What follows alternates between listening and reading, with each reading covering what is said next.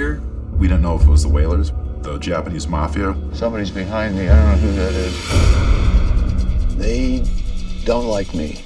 They don't like my message. Rick is world famous for his work with dolphins. I feel somewhat responsible because it was the Flipper TV series that created this multi-billion-dollar industry. The dolphin smile is nature's greatest deception. It creates the illusion they're always happy. You realize after a while they don't really belong in captivity. I'd never seen so many dolphins before. The Japanese people don't even know about it. They take the boats around to the secret cove that nobody could see. They're afraid of cameras.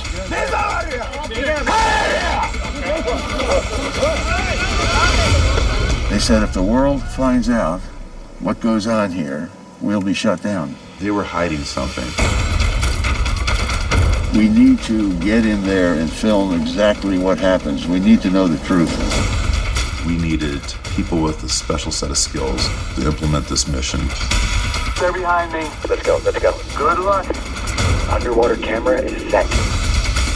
They're not being told that the free lunch meat that their children are getting are contaminated. Let it not be said that you didn't know about it. You know about it. If we can't fix that, there's no hope. Okay, there's a flashlight. Guards are moving. Get out of there. Get out of there now.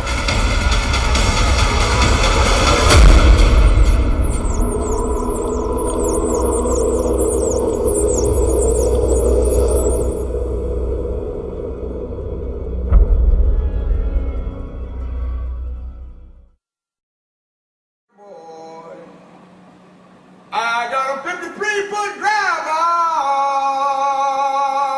way on far down the road.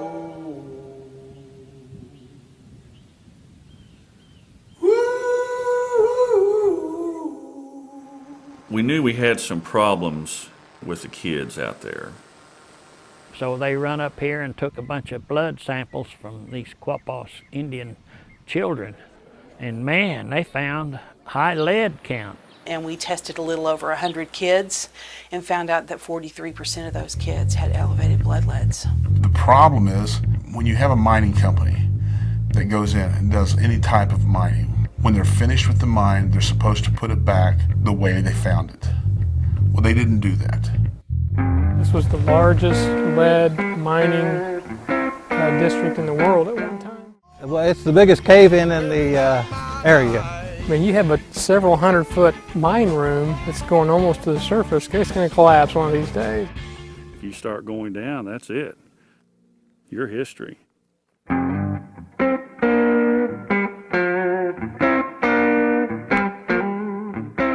This is being unreclaimed by Mother Nature. I mean, it's a horrible, horrible place.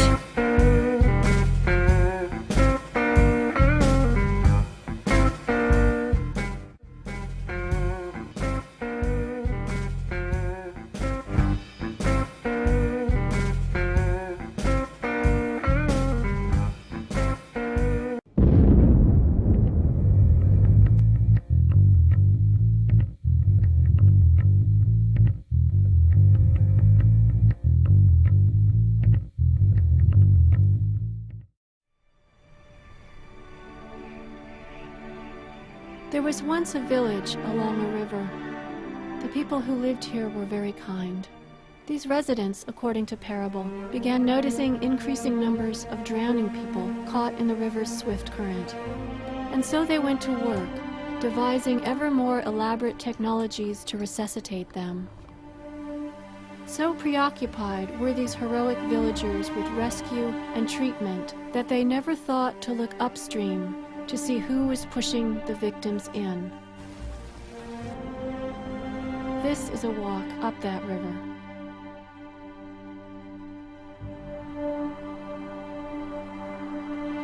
Dr. Sandra Steingraber is an internationally recognized expert on the environmental links to cancer. A cancer diagnosis is the beginning of an unplanned journey. There is a story behind each one, and this is my story. I left the lab bench for good and reinvented myself as somebody who writes about scientific evidence for the public. The disconnect between what we in the scientific community know about carcinogens and what cancer patients are told is huge. One of the difficult things with PCBs is not just what you were exposed to yesterday, it's perhaps what you were exposed to 20 or 30 years ago. Atrazine is the number 1 or 2 weed killer in the world, and it is the number 1 contaminant. There's almost no aquatic environment, including rainwater, that's atrazine free. It's not just the dose that makes the poison, and it's not just the timing that makes the poison, it's who you are that makes the poison. When you have cancer young, your ability to kind of lay a plan is taken away. There are things in this world in which you need to presume longevity. We should become carcinogen abolitionists. These chemicals simply need to be phased out. When carcinogens are introduced into the environment, some number of vulnerable persons are consigned to death. I don't have time to put a happy face on cancer. Cancer is a serial killer. Here we have a population of beluga whale where we find cancer on a regular basis. There's no other cases like that in the world. Darnell's going to be famous. He's the first genetic male frog that actually completely turned into a female upon exposure to atrazine. So you look at these animals and they actually also share the same environment we live in. You have to ask yourself, well, could that also happen to us? A few weeks ago, the phone rang while I was trying to meet a writing deadline. It was the nurse in my urologist's office. She was calling to say the pathologist had found in the urine collected from my last cystoscopic checkup abnormal cell clusters. What am I trying to say here? Are you fine or not, Sandra? What's the end of the story? Well, I don't know.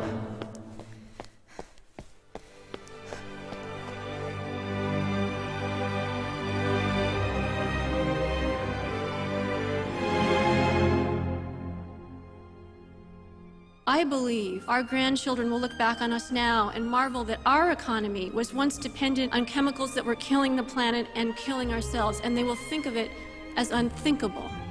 An environmental human rights movement is the vision under which I labor and which may, if we all work together in concert, become a self-fulfilling prophecy. May it be so.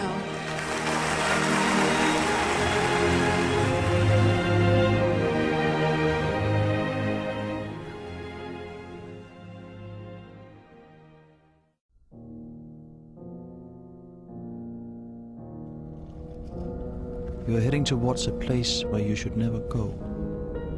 What is there is dangerous and repulsive. You should not have come here.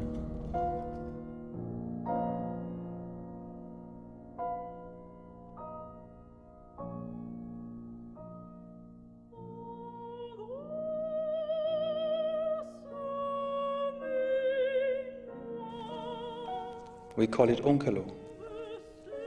Onkalo means hiding place.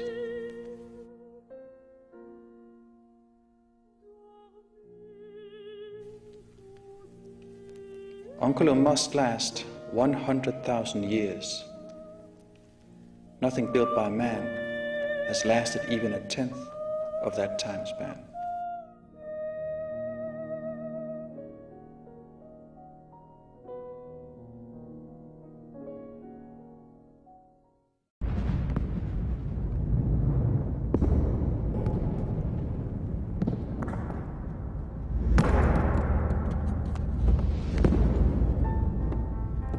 In my time, it is still unfinished, though work began in the 20th century, when I was just a child.